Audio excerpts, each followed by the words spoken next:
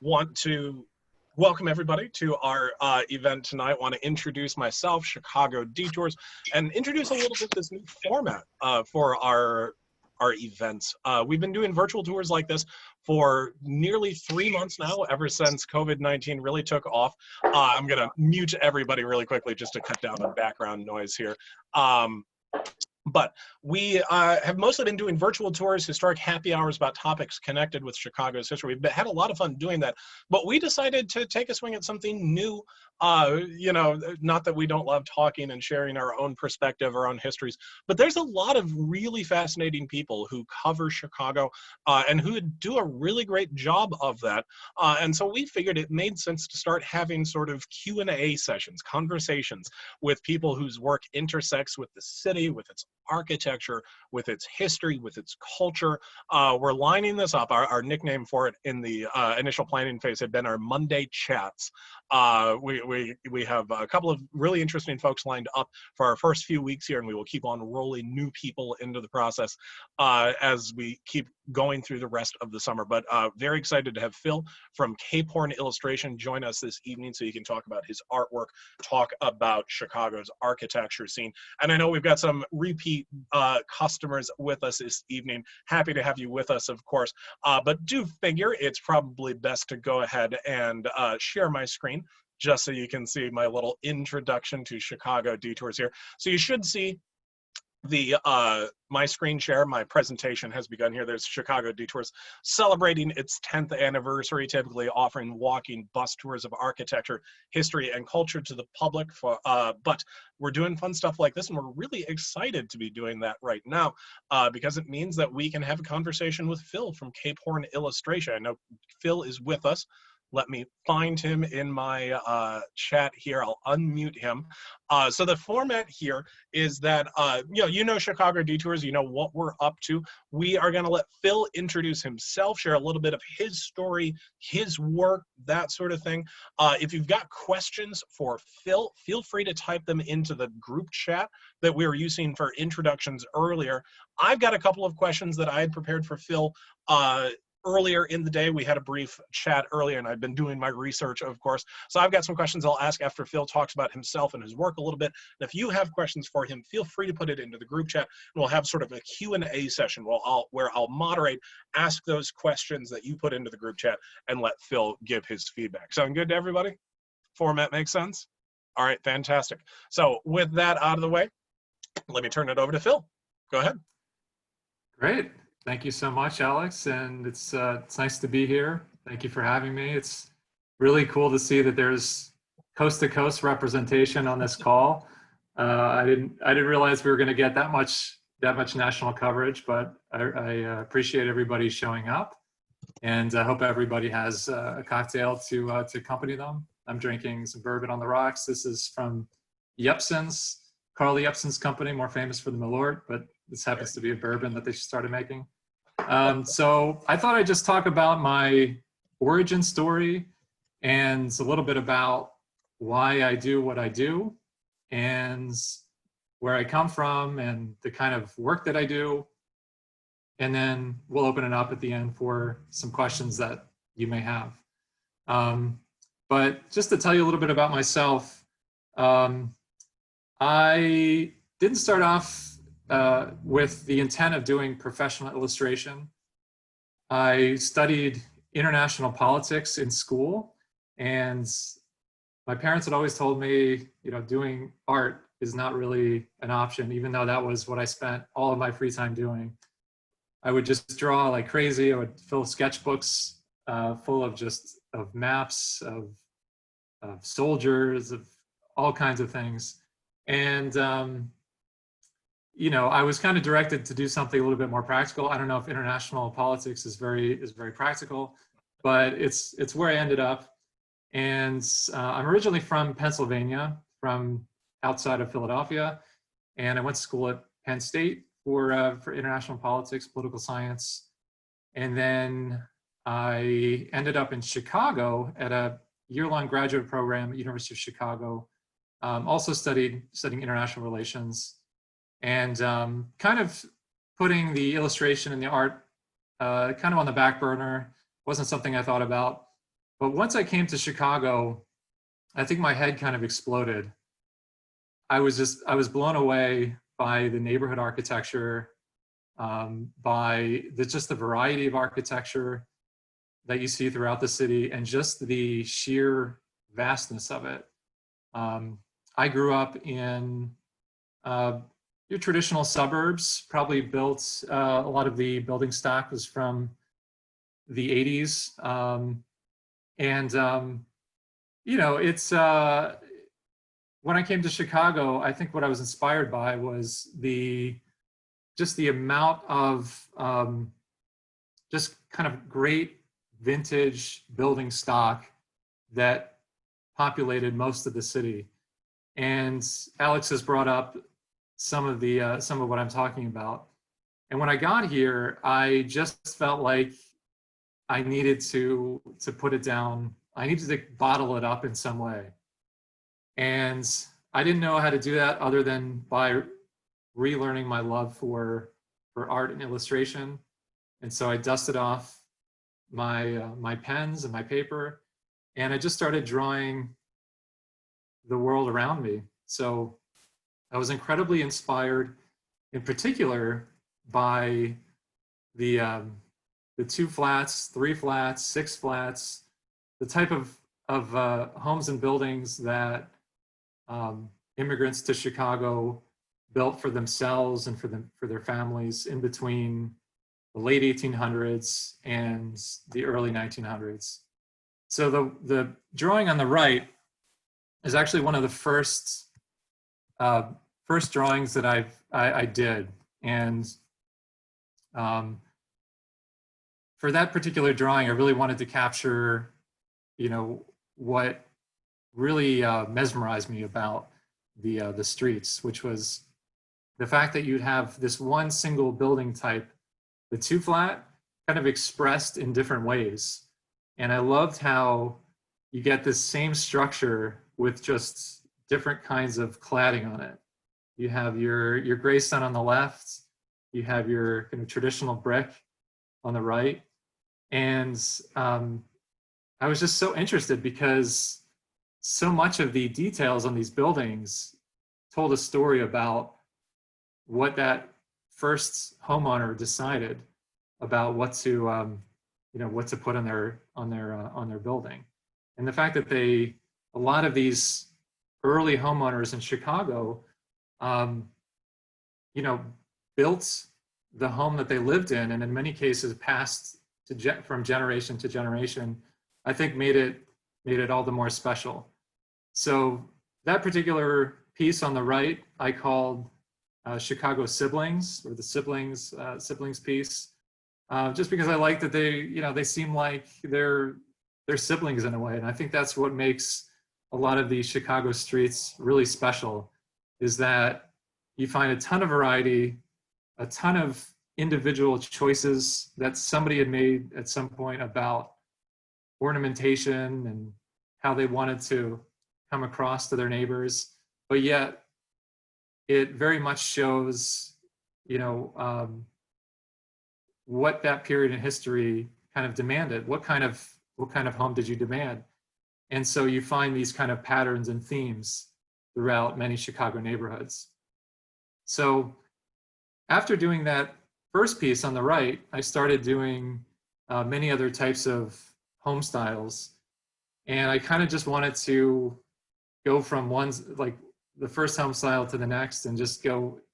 I was just so fascinated by so many of them. So the one on the left, it's you know, the 6 flats. And I happen to live in a 6 flat, so it's that particular style is especially important to me. But you know, what I started doing was just assembling my drawings into different kind of buckets according to different styles, just to see kind of what would come through. So so I have the 6 flat, I have a 3 flat style. The bungalow is one that I've done a bunch of those, and yeah, I've just kind of gone from one to the next. Very beautiful work there, obviously. I was mentioning in the chat, I think before you had joined us a couple of minutes ago, Phil, that I just, every time I see your work on social media, it just, all the other stuff I'm concentrating on kind of falls away, and I just get drawn into these, even though, you know, like you were saying, this is the everyday architecture of Chicago. Seeing it so meticulously and I think lovingly depicted really does, it lets you see the city that you already know in a really wonderful light. So thank you, of course, for doing that work, especially because it was kind of a detour from the intended career there, from what it Hmm. sounds like. Very happy to have you with us. I did want to ask really quickly, because that was a Hmm. tidbit I hadn't known before. Was it the MAPS program at U Chicago that you had studied at, the one-year graduate program? It wasn't the MAPS, but I know the MAPS program because it was kind of a sister program to my program, which was the Committee on International Relations. Ah, got it. I had to So, ask because I'm also a one-year graduate program from U Chicago. Amanda and I were in the same class at MAF, the Master of the Arts program in the Humanities down in all Hyde right. Park. So just hearing that, I was Yeah, like, oh my yeah. gosh, worlds Yes, colliding, stuff like that. exactly. Yeah, yeah. And you, Yeah, I know a lot of the MAPS people very well. Very well. yeah, and you can definitely see that it's not at all a surprise. Hyde Park is full of those lovely two flats, three flats, six flats, courtyards, the kind of stuff that shows up in your drawing so frequently. So it definitely makes a lot of sense. The sort of overlap that we might say see there. I So felt like I think one of the other reasons why I was really drawn to doing capturing local architecture is that I felt like a lot of the art that I saw really celebrated the architecture of the Loop. I think, you know, if you go to any shop, you can see the Hancock Building really celebrated, the Sears Tower really celebrated. Um, Further north, you can see Wrigley Building celebrated. But I felt like these homes, like the two flat or the bungalow, they're so distinctly Chicago and they're so special. And I felt like they weren't getting their due. yeah, And that's another big reason why I was drawn to them.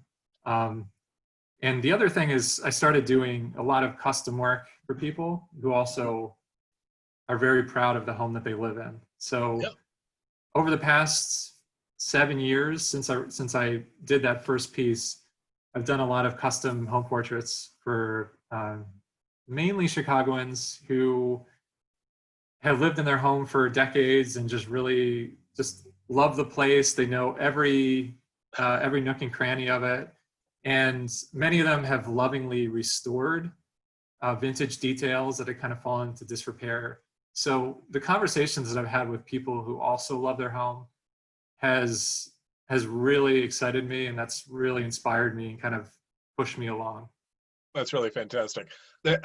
Mentioning that, you know, my wife and I have talked about that exact thing, like reaching out for a home portrait. The thing with our place though is that it had some nasty work done a couple of decades ago that doesn't match the original, and so I almost have to ask, do you ever do some sort of artistic airbrushing, we might say, maybe an idealized version of this home rather than the tangible reality in front of you? There's often a lot of artistic license that I'm asked to take, and I will happily take. So yeah, there a lot of people contact me very apologetic about, you know, permastone or something that they don't like that was added in Yeah, 1974. So you know, a lot of people, they want it, you know, as idealized, but then again, there are also some people who like it warts and all, yeah. and you know, they come to like certain features that, you know, maybe they thought was particularly ugly at one point in time. That's what, yeah, I But mean, that's what yeah, makes your home yours at a certain point, that sort of warts and all uh, yeah, acceptance of the place. But like I said, just had to ask because of the bad concrete that got applied to my place. So I right. did want to know just sort of general question about your work. How long does it take you to do a drawing or a painting? What's the time frame typically? So for something like a two flat in pen and ink that you would have seen on the previous page or here, I'd say the typical time is between 6 and 8 hours. And the typical process is often I'll work from photographs, either supplied by the client or something that I've taken myself if it's local.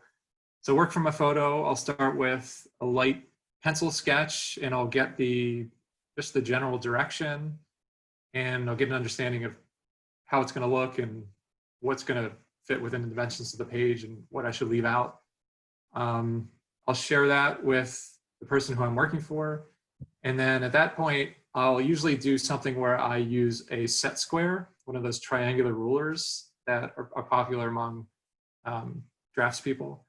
And I'll use that to kind of make the skeleton of the piece. So I'll get those angles, get those right angles correct, or at least to my liking.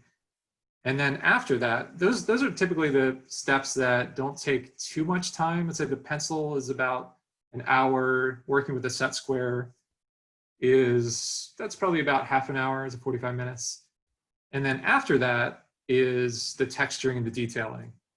And that's where I really get in there. I try to get a lot of the bricks, maybe not every brick, but I try to get enough bricks so that it gives the feeling of the texture and all the details of the place. I would say what I really strive to do with my work is to really convey and capture all of the detail that were very intentionally put there throughout the years, whether that was put there originally or put there, contemporaneously by the current owners. But I really kind of want to honor what the home looks like. And for me, that phase number 3, where I'm just putting in the texture and using the finest point I can use on the pen, is really where I kind of get into this flow state. It's almost meditative. And for me, it's where I lose all track of time, and, I listen, and I can just look up and see that the sun's gone down and it's 3 a.m. and, I didn't even realize it. So, it's a pretty good state to be in for an artist, though, I think. It is a good state. Yeah, it doesn't feel like work at all. So when a lot of people look at it and I say it takes 6 to 8 hours, they think, oh, wow, that's crazy. But for me, it's almost like, I'm almost like going into a trance or something. Yeah, I can believe it. Now, you'd said you do a lot of this. People will commission you for home portraits, stuff like that. Is that the typical flow of work? Do you have any selection process for your projects? I don't have any. Do you mean do I select who I work with for the custom home portraits? More just like, how do you choose your projects? Is it all people reaching out to you? Do you do stuff on spec, that sort of thing? Most of the people who are reaching out to me, and I would say most of the work that I do is just incoming work that I do. Mm-hmm. Most of it is from people who have either seen me at one of the shows around town. So I'll do the Renegade Craft Fairs.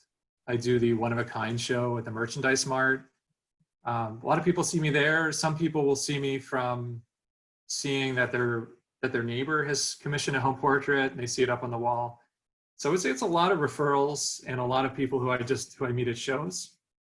And the home portraits are a big part of what I do.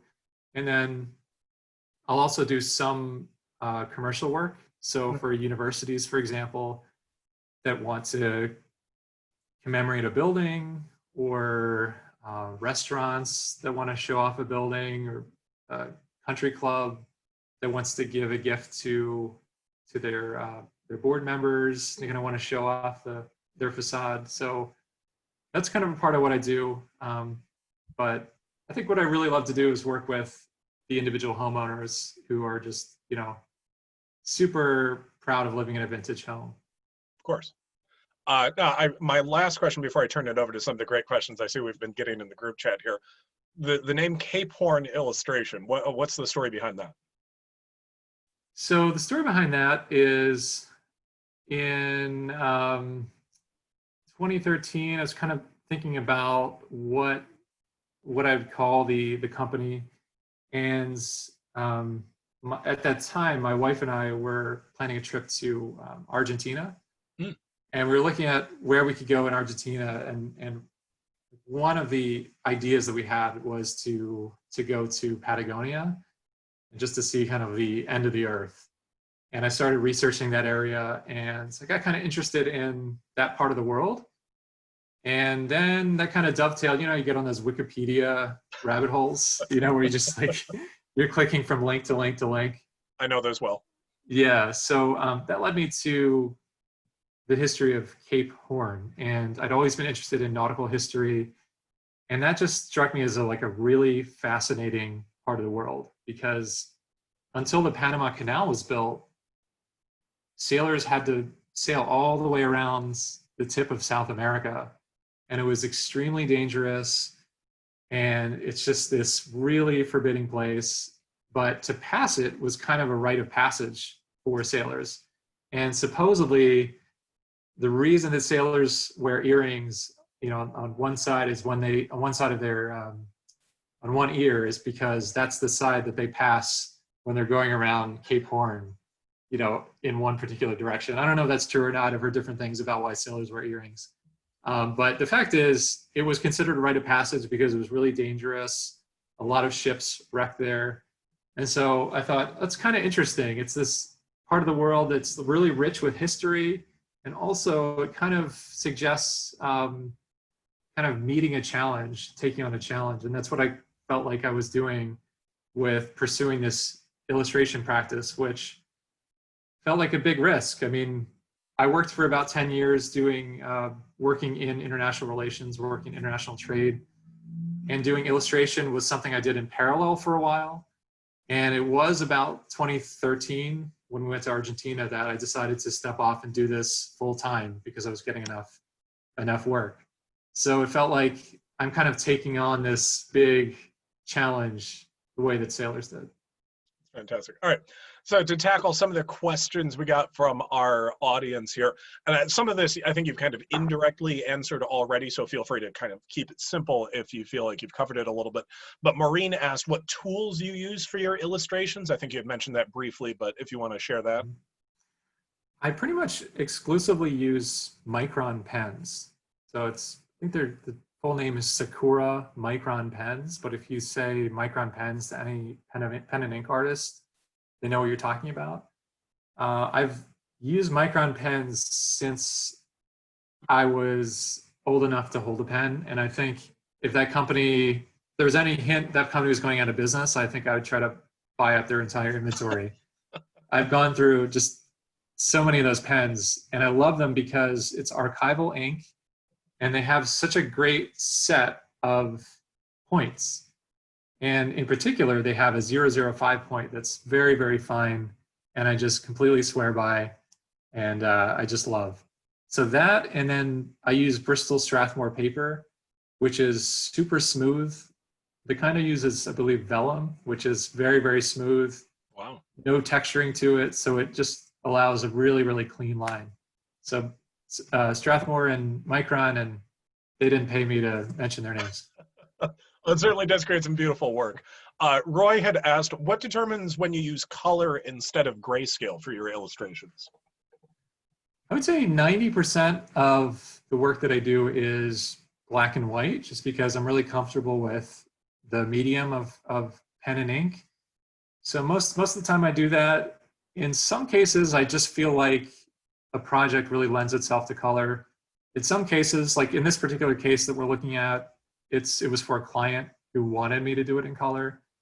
But for other pieces that I do, like maps that I made, for example, I've just felt like without color, it would be just way too flat. And, there's so many things about certain subject matter where I feel like without color, it's just not going to pop off the page. One of the pieces that I did was a study of the different generations of train cars of the CTA. Mm-hmm. And for that, what's so cool is just the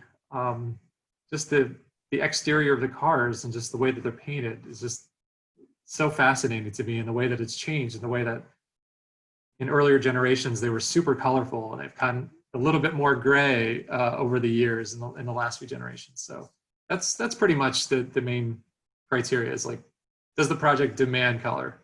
Got it. Well, that's fascinating. Roy also asked, do you ever do illustrations of buildings that are no longer standing, demolished structures where there might still be archival photos for you to base it on? Yeah, definitely. I've done that work. I've done custom work for people who want me to do a home portrait for a home that's burned down. Hmm. And then I've also worked from archival photos for buildings that are no longer around. What's tough is when there are no photos or limited photos, and I'm trying to work from somebody's imagination. Hmm. It's very tough when somebody says, it's my family home. We lived there for 20 years, and I want you to do a home portrait, but this is the only photo that I have, and it's faded, and you can only see it from one angle, and Yeah. so that can be challenging. But yeah, I'll definitely work from photos when I have to. I'm trying to keep myself from I'm reining in my wish list of illustrations from you as I hear these answers. Bonnie asked, who, if anyone, influenced your style when you were starting out? I would say a big influence on me was David Macaulay.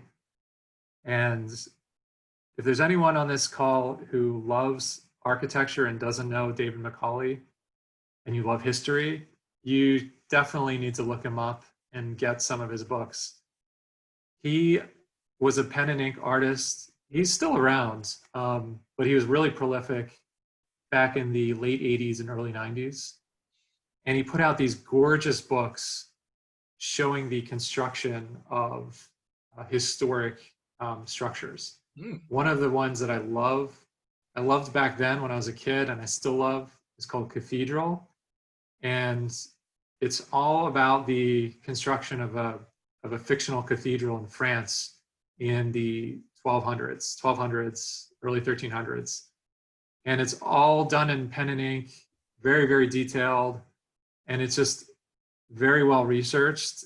And it's just a very, very satisfying narrative because it's going from the start of the project and how the cathedral is, how people decide to do a cathedral, through the challenges, the deaths and plague and all that stuff that people were facing at that period of time, all the way to the final